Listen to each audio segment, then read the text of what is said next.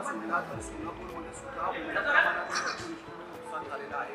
तुम्ही पूर्ण 8 दिवस त्या ठिकाणी छान मांडून होतात. सध्या काय परिस्थिती आहे, मदत कार्य कशा प्रकारे? प्रचंड मोठं नुकसान शेतकरी बांधवांचं महापुरामुळे झाले आणि त्या महापुरातनं शेतकरी सावरत असताना पुन्हा काल आणि पाणी वाढलं आणि काल जवळजवळ 1,55,000 क्युसेक्सनं पुन्हा पूर आला. पुन्हा काही गावांना वेढा दिलेला आहे. शेतकऱ्यांचं प्रचंड नुकसान झालेलं आहे. परंतु ज्या ज्या लोकांना पुरातनं आपण रेस्क्यू केलं त्या लोकांचे कॅम्प आहे, त्या लोकांना खूप चांगली सुविधा प्रशासनानं करून दिलेली आहे. काही सेवाभावी संस्था मदत करत आहेत आणि शेतकरी बांधवाला धीर देण्याचं काम या निमित्तानं प्रशासनानं केलेलं आहे. मला सांगायला आनंद होतो की एवढं मोठं संकट असलं तरीसुद्धा प्रशासनानं पुरामध्ये अडकलेल्या सगळ्या लोकांना सुरक्षित बाहेर काढण्याचं काम केलं. मग मिलिटरी असेल, NDRFच्या टीम असतील, अगदी एअरलिफ्ट करून काढलेलं असेल. सगळ्या प्रशासनानं रात्रंदिवस मेहनत करून सगळ्या लोकांना सुरक्षित ठिकाणी हलवलं. आता ही परिस्थिती तशी काय फार चांगली असं म्हणता येणार नाही, पण आता पाणी थोडं कमी होते आणि शेतकऱ्याला या ठिकाणी थोडासा पाणी कमी होत असताना दिलासा मिळत असला तरी शेतकरी उद्ध्वस्त झालेला आहे. त्या ठिकाणच्या पिकाचं आणि घरांचं खूप मोठं नुकसान झालेलं आहे आणि तो पंचनामे चालू आहेत. माननीय मुख्यमंत्री महोदयांनी पहिल्या टप्प्यातली जी मदत आहे, जे बाधित घरांना ते जवळजवळ 10,000 रुपये आजपासून त्यांच्या लोकांच्या अकाउंटला पोचतील आणि बाकी सगळ्या सुविधा ज्या प्राथमिक देणं गरजेचं आहे ते प्रशासनाच्या वतीनं आम्ही द्यायचा प्रयत्न करतो. सोडून विचारतो, टंचाईग्रस्त भागामध्ये आधी DPDCमधून 5% करता येत होती. आता पूरग्रस्त भागातही देण्याचा निर्णय घेतलेला आहे. सरकारच्या मंजुरीची गरज बसणार नाही. आणि आता आपण पाहतो की माननीय मुख्यमंत्री महोदयांनी तातडीचा GR काढण्याच्या सूचना दिल्या आणि आता DPDCतला जो पूरग्रस्त भागासाठी निधी खर्च करत असताना ज्या मर्यादा होत्या त्या आता 10% वाढवलेल्या आहेत. त्यामुळे DPDCच्या बजेटच्या 10% खर्च आता शासनाला इकडं मान्यता घ्यावी लागणार नाही. स्थानिक पातळीवर जिल्हा प्रशासन आणि पालकमंत्री महोदयांच्या अधिकारात तो खर्च करता येईल अशा पद्धतीचा GR झाला आणि त्याची कारवाई मला वाटतं कालपासूनच चालू झालेली आहे.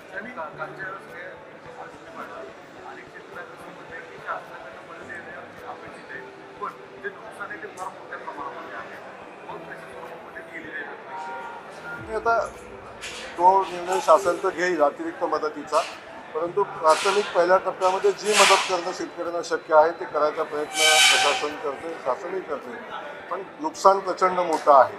घरं उद्ध्वस्त झालेली आहेत, नदीकाठचा परिसर सगळा उद्ध्वस्त झाला आहे, पिकांचं नुकसान झालं, त्यासोबत जमिनी वाहून गेलेल्या आहेत. त्यामुळं शेतकरी संकटात आहे का तर नक्की आहे, पण त्याला मदत करण्याची भूमिका शासनाची आहे. मुख्यमंत्री महोदयांनी त्याचं आश्वस्त केलेलं आहे. मुख्यमंत्री एकीकडे पंतप्रधानांची सुद्धा भेट झालेली आहे. संजय राऊत आरोप करतात की मदतीसाठी गेल्यावरती ते प्रस्ताव मागतायत मदत करण्यासाठी. आता संजय राऊतांनी काय बोलावं असं काही नाही आहे. आपण बघितलं असेल की उद्धव ठाकरेंनी 3 तासात 5 जिल्ह्याचा दौरा केलेला आहे.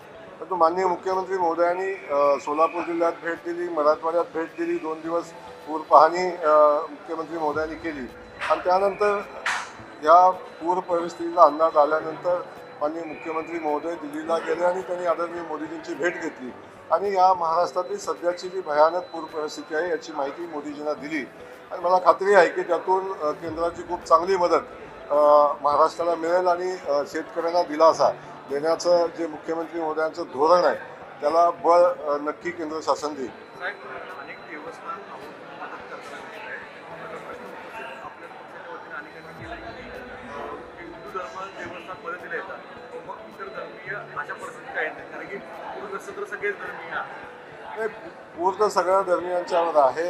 अनेक देवस्थानांनी मदत केलेली आहे आणि खूप कौतुकास्पद काम अनेक देवस्थाने करतात आणि त्यावेळी भावना साहजिक आहे की सगळ्यांनी मदत केली पाहिजे आणि त्यामध्ये ज्या भावना व्यक्त केल्या त्यात मला नाही वाटत काही चुकीचं आहे.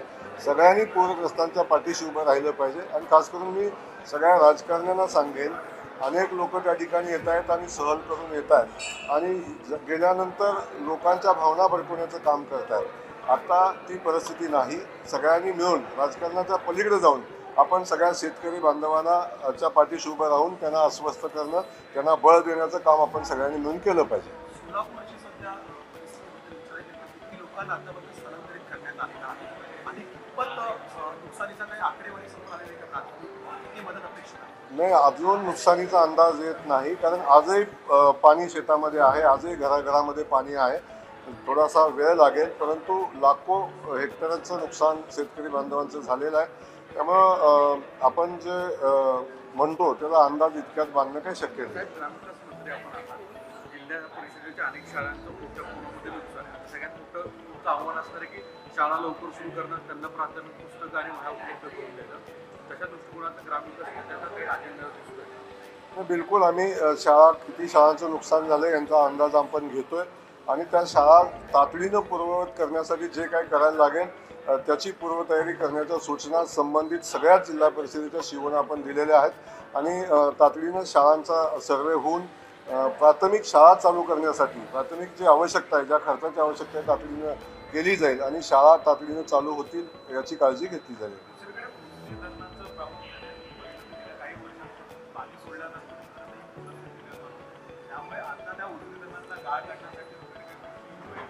या संदर्भात आता काही विचार शासनाच्या विचाराधीन आहे. मला वाटतं गाळ शासनाचं करण्याचं धोरण आहे, परंतु आता आपण जो परिस्थिती आहे त्या परिस्थितीमध्ये पूरग्रस्तांना मदत करणे यालाच प्राधान्य देतोय. बाकीच्या ज्या पर्याय आहेत त्याच्यावर आपण नक्की भविष्यात विचार करू. नवीन नवीन घडामोडी पाहण्यासाठी आजच आम्ही मुंबईकर 24 तासला लाईक करा, सबस्क्राईब करा आणि अपडेट रहा.